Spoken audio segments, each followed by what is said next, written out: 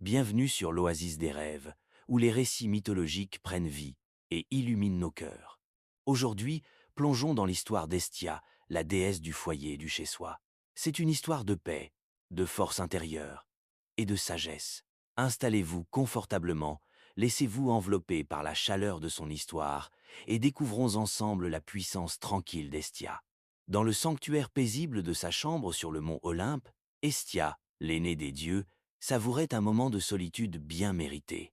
Dehors, les sons rocailleux d'une fête résonnaient à travers les halls, une cacophonie de rires et de musique qui semblait ébranler les fondations mêmes de la botte céleste. Le son lointain de la musique et de la joie tenta Hestia pendant un bref instant. Peut-être devrait-elle se joindre à eux, mais le fracas d'un verre, suivi d'une montée de rire, la fit vite changer d'avis. Le bruit, le chaos. C'était tout simplement trop. Elle préférait l'étreinte tranquille de son propre espace, entourée par le doux scintillement du foyer. Hestia était, après tout, la déesse du foyer et du chez-soi, une divinité qui trouvait du réconfort dans le calme et la sérénité, loin des réjouissances bruyantes de ses semblables divins. Son domaine était celui de la chaleur et de la tranquillité, où le doux crépitement du bois dans l'âtre et la lueur apaisante des braises parlaient davantage à son âme que n'importe quelle fête sauvage ne le pourrait. Dans ce havre paisible, Hestia embrassait la quiétude. Elle avait toujours été ainsi, aussi loin qu'elle s'en souvienne. Elle attribuait sa nature introspective aux circonstances de sa naissance. Vous voyez, le jour de sa naissance fut également le jour où son père reçut la prophétie d'une malédiction, qu'il serait renversé par l'un de ses enfants. À peine Hestia était-elle née que son père la lança en l'air, ouvrit la bouche et l'avala tout entière. Et lorsque ses frères et sœurs naquirent, Déméter, Héra, Hadès, Poséidon et enfin Zeus, il fit de même avec chacun d'entre eux. Un par un, il les engloutit, craignant que la prophétie ne se réalise. Pendant de nombreuses années, les 6 enfants vécurent dans le ventre de leur père, jusqu'à ce que Zeus les libère et qu'ils prennent leur place légitime au sommet du mont Olympe. Hestia croyait que ces années passées dans l'obscurité, à veiller sur ses frères et sœurs plus jeunes, l'avaient façonnée en la déesse calme et attentionnée qu'elle était devenue. Dans la grande salle, la fête battait toujours son plein. Hestia, confortablement installée dans un fauteuil, ouvrit un livre. Bientôt, elle se perdit dans le rythme des mots, jusqu'à ce que la porte s'ouvre avec un grincement. Héra, sa sœur et reine des dieux, entra dans la pièce. Héra marchait avec une grâce qui semblait illuminer la salle. Derrière elle s'avançait Déméter, la sœur cadette d'Hestia et déesse des moissons. « Hestia, tu rates quelque chose. La fête est divine. » Les yeux d'Héra étaient plus doux, empreints d'une compréhension qui trahissait sa stature royale. « Hestia, pourquoi choisis-tu toujours la solitude plutôt que la célébration ?» demanda Héra. Hestia referma doucement son livre, sa voix aussi douce que la lumière du foyer. « Après tant d'années passées dans l'obscurité du ventre de notre père, j'ai appris à chérir le calme, expliqua-t-elle. Déméter éclata de rire, un son qui semblait presque trop bruyant dans la sérénité de la chambre d'Hestia. Mais nous y étions tous, Hestia, tous autant que nous sommes. Ce n'était pas juste toi dans ce ventre, et on s'en est tous très bien sortis, dit Déméter. Oui, mais aucun de vous n'y est resté aussi longtemps que moi, répondit calmement Hestia, ses yeux reflétant la sagesse des âges.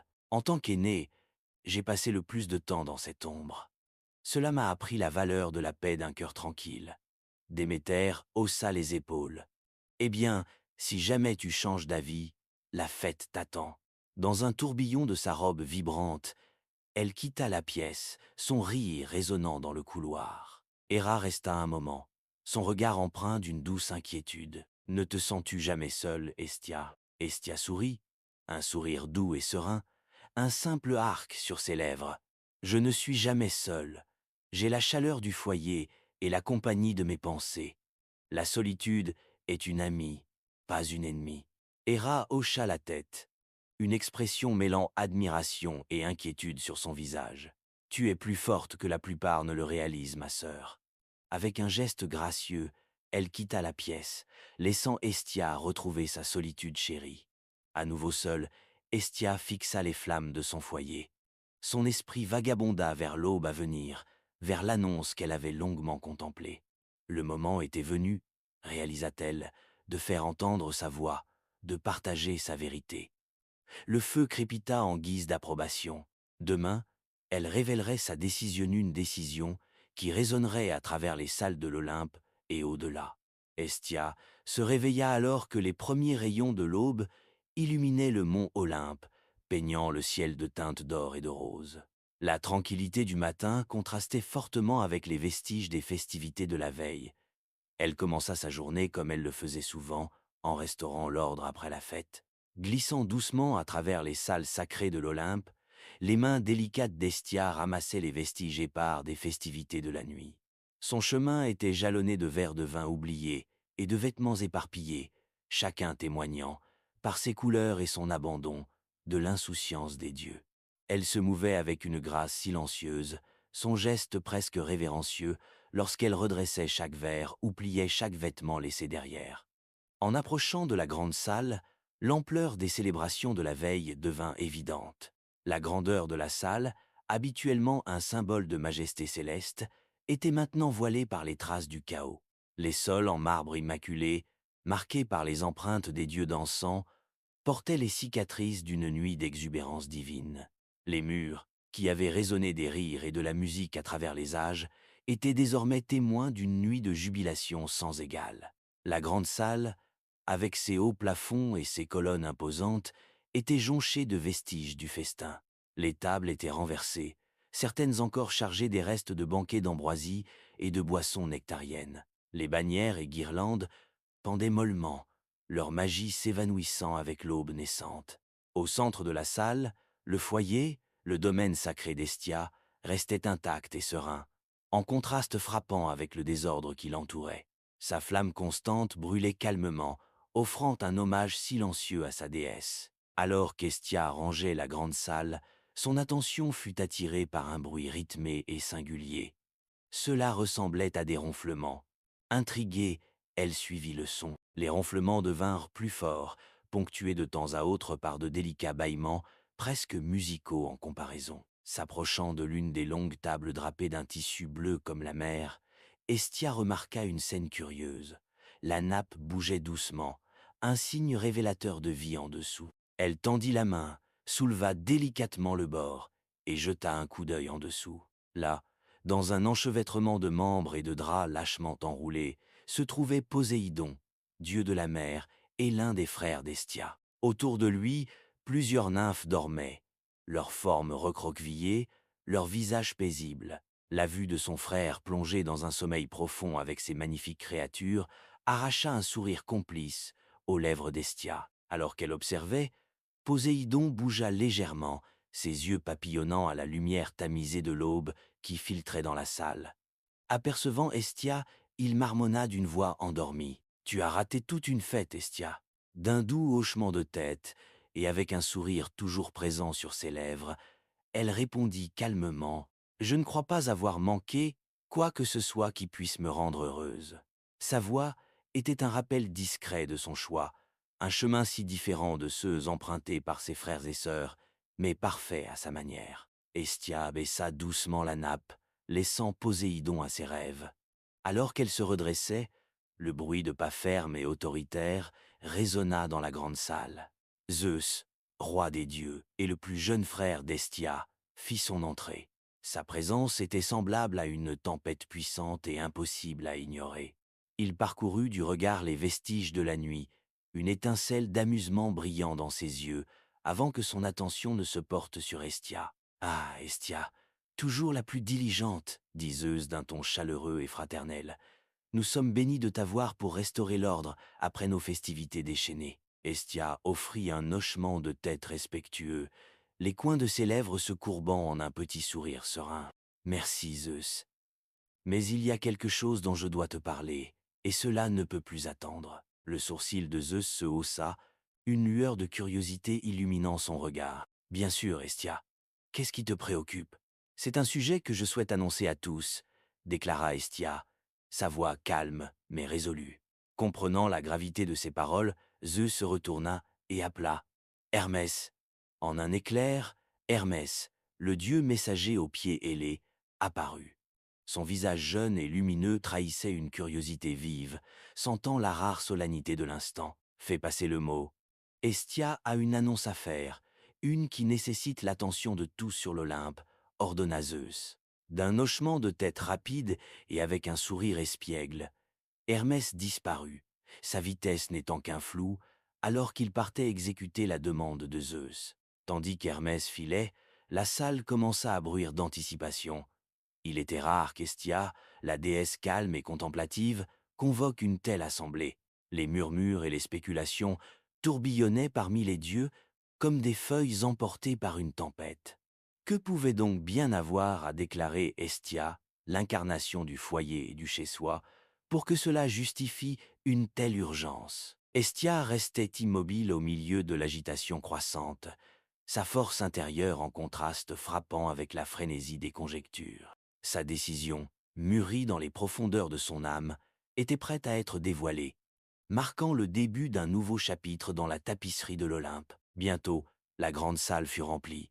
Les 12 dieux de l'Olympe étaient tous présents. Ils s'installèrent sur leurs sièges, leurs regards fixés sur Hestia, qui se tenait là, sereine mais imposante. Héra, toujours l'incarnation de la grâce et de la compréhension, observait avec des yeux emplis de soutien, tandis que l'expression de Déméter trahissait une pointe de scepticisme, toujours incapable de saisir pleinement l'urgence ressentie par sa sœur. Poséidon et Hadès, qui connaissaient bien l'esprit d'Hestia, hochèrent la tête en silence, comprenant déjà ce qui allait être révélé. Même Zeus, le puissant souverain de l'Olympe, attendait ces paroles avec respect et anticipation. Lorsque Hestia parla, sa voix, bien que douce, résonna avec puissance dans la salle sacrée. Aujourd'hui, je déclare mon vœu de virginité et d'indépendance, commença-t-elle, ces mots portés par une force qui démentait sa nature discrète. Ce vœu ne naît pas d'un mépris pour le mariage ou la famille, mais d'un profond désir d'être une force unificatrice,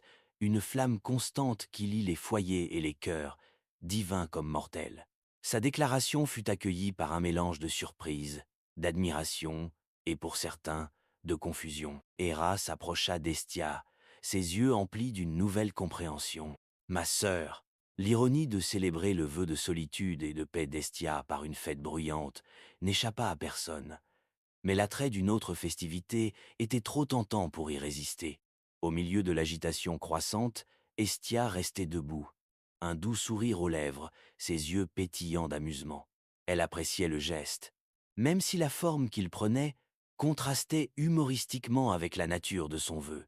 Les dieux, fidèles à leur caractère, se mirent à bavarder et à planifier, leur voix formant une cacophonie d'enthousiasme et de suggestion. Le vin coula à nouveau, et la salle, qui n'était que quelques instants auparavant le théâtre d'une déclaration solennelle, se transforma en un centre de jubilation divine. « Ton choix est courageux et noble, » dit Héra, sa voix teintée de respect.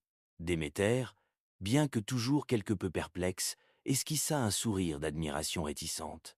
Zeus se leva de son siège, son aura imposante captant l'attention de tous. « Hestia, ta décision témoigne de ta force et de ton dévouement. En tant que roi des dieux, je déclare honorer et soutenir ton vœu. » Ces paroles scellèrent son choix, lui conférant un poids sacré. Dans le moment de solennité qui suivit, les yeux de Zeus brillèrent d'un éclat malicieux familier.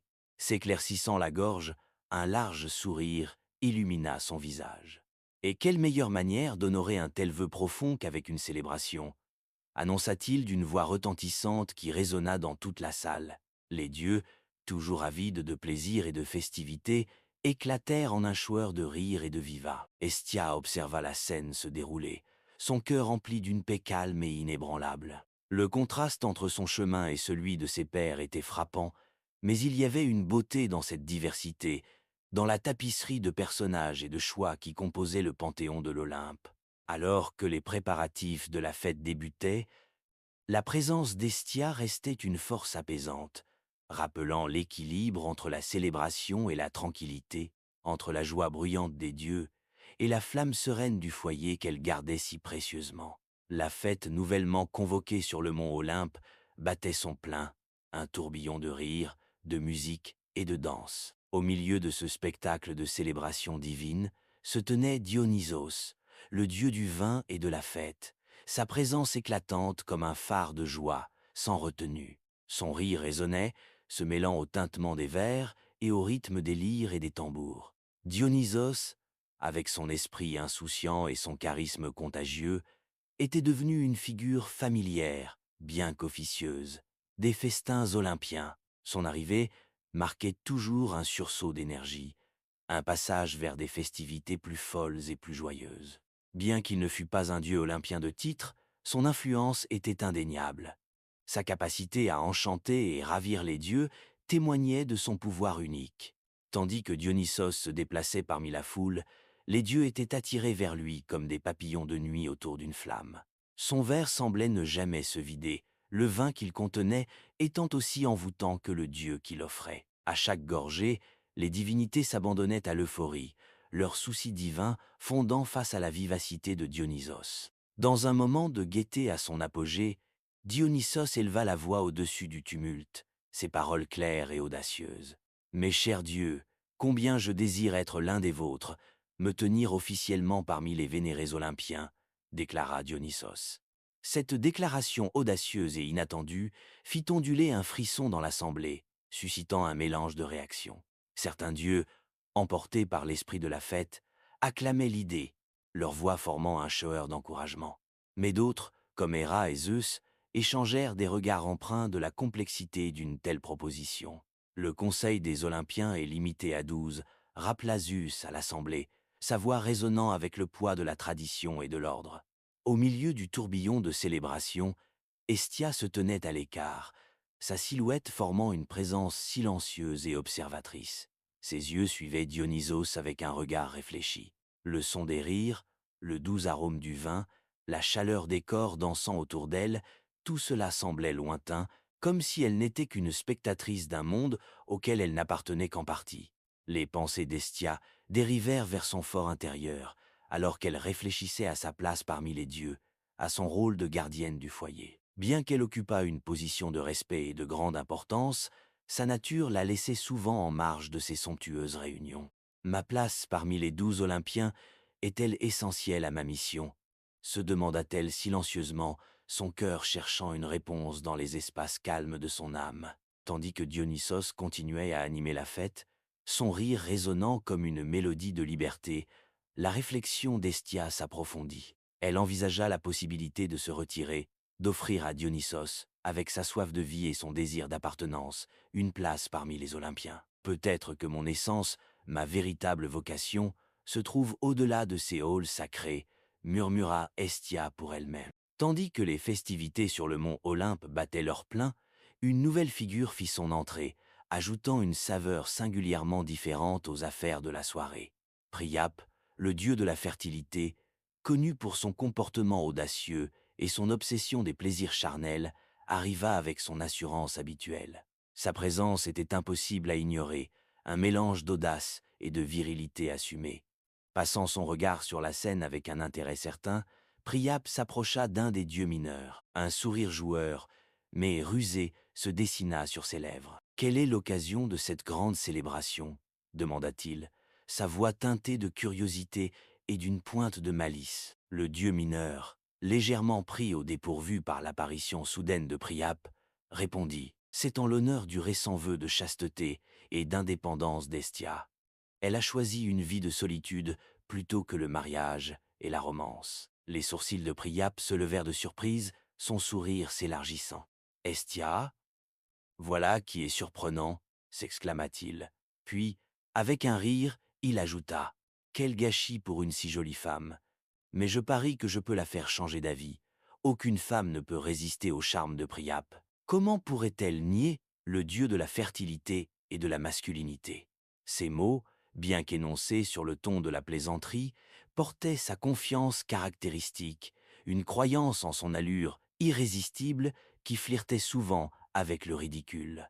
Priape, avec sa vision unidimensionnelle du monde, voyait le vœu d'Hestia non comme un symbole de sa force et de son indépendance, mais comme un défi lancé à ses propres talents de séduction. Encouragé par sa conviction et par les rires de ceux qui l'entouraient, Priape se lança dans la foule, déterminé à démontrer son charme à Hestia. Les dieux observèrent avec un mélange d'amusement et d'incrédulité alors que Priape, incarnation même du désir masculin, se dirigeait vers Hestia, bien décidé à prouver son point. Avec son habituelle bravoure, Priape traversa la salle en direction de la déesse. Son attention était fixée sur les flammes vacillantes du foyer, apparemment inconsciente du dieu qui approchait. Priape, confiant en son pouvoir de séduction, se pencha vers elle avec un sourire malicieux et commença à tisser ses paroles, chacune imprégnée d'allusions et de plaisanteries suggestives. Chère Hestia, une déesse d'une telle beauté ne peut réellement désirer une vie de solitude. Permets-moi, Dieu de la fertilité, de te montrer les joies qui te manquent. Hestia se tourna vers Priape, le fixant d'un regard calme et impassible. Sa sérénité restait intacte, sa réponse mesurée et ferme. Priape, ta réputation te précède, mais elle n'a aucune emprise ici. Mon vœu et mon engagement, et tes paroles, aussi habilement tournées soient-elles, ne changeront pas mon chemin. Alors que cet échange se déroulait, Dionysos, qui observait la scène à distance, sentit une montée de mécontentement. Les actions de Priape lui semblaient irrespectueuses et déplacées, particulièrement en regard du vœu récent et profondément personnel d'Hestia. Se déplaçant avec détermination, Dionysos s'approcha du duo, son expression habituellement joviale remplacée par une lueur de préoccupation. « Priape, je crois que ton point de vue a été exprimé », intervint Dionysos, son ton ferme mais diplomatique. Se tournant vers Hestia, il lui demanda avec une sincère inquiétude. « Te dérange-t-il, Hestia ?» Hestia, reconnaissante de l'intervention de Dionysos, mais toujours parfaitement maîtresse de la situation, répondit « Merci, Dionysos, mais je peux gérer Priape. » Elle ajouta avec calme « Il semble qu'il ait du mal à comprendre que certains choix sont faits par force et non par faiblesse. » Priape, pris de court par l'interruption de Dionysos et la fermeté d'Hestia, ne put que répondre par un sourire embarrassé. Cette rencontre mit en lumière non seulement la résilience et la dignité d'Hestia, mais aussi le respect et la compréhension des limites que possédait Dionysos, des qualités souvent éclipsées par ses penchants hédonistes. Alors que Priape se retirait, les dieux autour d'eux reprirent leurs festivités, mais l'instant laissa une impression durable. La force d'Hestia et le soutien inattendu de Dionysos peignaient un tableau de respect mutuel et de profondeur de caractère rarement observé au milieu des réjouissances olympiennes. Hestia, réfléchissant à l'intervention de Dionysos et au respect qu'il avait montré, sentit une réalisation profonde naître en elle. Dionysos, souvent perçu simplement comme le dieu du vin et des fêtes, possédait une profondeur et une compréhension qui allaient bien au-delà de sa façade festive. À cet instant, Hestia le vit non seulement comme une divinité de la joie, mais comme un être véritablement digne de siéger parmi les dieux olympiens. S'approchant de Dionysos, Hestia parla avec une sincérité qui reflétait le sérieux de ses pensées. « Dionysos, tes actions aujourd'hui ont montré une sagesse et un respect digne d'un Olympien. J'ai réfléchi à mon rôle parmi nous, et je crois que tu es mieux adapté à la position que j'occupe, dit-elle. Je te propose de céder ma place en ta faveur. » Dionysos, surpris par sa proposition, protesta immédiatement. « Hestia, jamais je ne pourrais rêver de prendre ta place. Ton rôle, ta présence parmi nous est irremplaçable. » Hestia, cependant, resta ferme. « Il ne s'agit pas d'être remplacé, Dionysos. Il s'agit d'accomplir nos véritables vocations. Mon chemin se trouve ailleurs, et ton énergie et ta compassion sont ce dont l'Olympe a besoin en ce moment. » Voyant que la conversation nécessitait un cadre plus formel et l'attention de tous, Hestia monta sur une table voisine. Ce simple geste attira les regards des dieux réunis. Avec une fourchette en main, elle la fit doucement tinter contre son verre, le son clair perçant le tumulte de la fête. Peu à peu, la salle se tut, tous les regards se tournant vers elle avec curiosité et anticipation. Debout avec dignité au milieu de la foule silencieuse, Hestia se prépara à faire son annonce, une déclaration qui allait remodeler le tissu même de la hiérarchie olympienne. Son cœur était serein, sa résolution claire. Ce moment marquait un changement, non seulement pour elle, mais pour tous les dieux de l'Olympe. « Dionysos, j'ai pris une décision », commença Hestia, sa voix empreinte d'une sérénité certaine. Je souhaite me retirer de mon siège parmi les Olympiens. Mon rôle s'étend au-delà de ces murs, vers un royaume où je pourrais véritablement servir en tant que gardienne du foyer et du chez-soi. Zeus, surpris par ce tournant inattendu, convoqua les dieux olympiens dans une salle privée. L'air était chargé d'un mélange de surprise, de spéculation et d'un profond sentiment de changement. Alors qu'ils prenaient place dans cet espace sacré, un silence respectueux s'installa, et tous les regards se tournèrent vers Zeus. Le roi des dieux se leva, empreint de la gravité que nécessitait l'importance du moment. « Nous sommes à un carrefour », commença-t-il, sa voix résonnant avec le poids de l'histoire et de l'autorité. Hestia a pris une décision sans précédent dans notre histoire. Sa dévotion à son rôle de gardienne de la terre et du foyer a toujours été inébranlable, et elle souhaite maintenant transmettre ce rôle à Dionysos. Le silence emplit la salle tandis que Zeus réfléchissait, son regard balayant les visages de ses pairs divins. Après un moment de délibération, il poursuivit « J'ai décidé d'honorer la demande d'Hestia. Dionysos rejoindra notre conseil, apportant avec lui une perspective et une vitalité nouvelle. » Les dieux, absorbant l'ampleur de cette décision, réagirent avec des émotions variées. Certains étaient visiblement surpris, tandis que d'autres acquiesçaient en signe de soutien, comprenant la profondeur et la sincérité derrière le choix d'Hestia. Avec cette décision prise, Zeus ramena les dieux à la fête, où l'atmosphère était électrique d'anticipation alors qu'il annonçait le changement. Hestia, s'avançant, s'adressa à l'assemblée. Sa voix, bien que douce, portait une puissance qui résonna dans toute la salle. « Ma chère famille, mes chers amis, je suis reconnaissante pour les années que j'ai passées parmi vous en tant qu'Olympienne. Mais mon chemin prend maintenant une nouvelle direction, un chemin qui me permettra de servir d'une manière différente, mais tout aussi essentielle. » Son discours, sincère et émouvant, toucha les cœurs de tous ceux qui étaient présents. Dionysos, visiblement ému et humble, accepta son nouveau rôle avec une profonde gratitude. « Je promets d'honorer cette position avec la même passion et la même joie que j'apporte à tous les aspects de la vie, » déclara-t-il, sa voix forte et emplie d'émotions sincères. Cela marqua le début d'une nouvelle ère pour les dieux olympiens, un mélange de tradition et de renouveau. L'héritage d'Hestia, en tant que déesse du foyer perdura, son influence ressentie dans chaque maison chaleureuse et accueillante, dans chaque flamme vacillante éclairant l'obscurité. Elle resta un symbole de stabilité, sa force résidant non dans de grandes déclarations, mais dans une conviction tranquille et une dévotion inébranlable à ses principes. Le choix d'Hestia de se retirer ne marqua pas une fin, mais un nouveau départ, un témoignage du pouvoir durable, de la force tranquille et du désintéressement. Et ainsi, cher rêveur, Hestia trouva son véritable appel, non pas dans les bruits de l'Olympe, mais dans la sérénité des foyers. Son histoire nous rappelle que la vraie force réside parfois dans le calme et la constance. Merci d'avoir partagé ce moment avec nous. Si ce récit vous a inspiré, abonnez-vous à l'Oasis des rêves pour d'autres histoires mythologiques. À très bientôt pour une nouvelle aventure.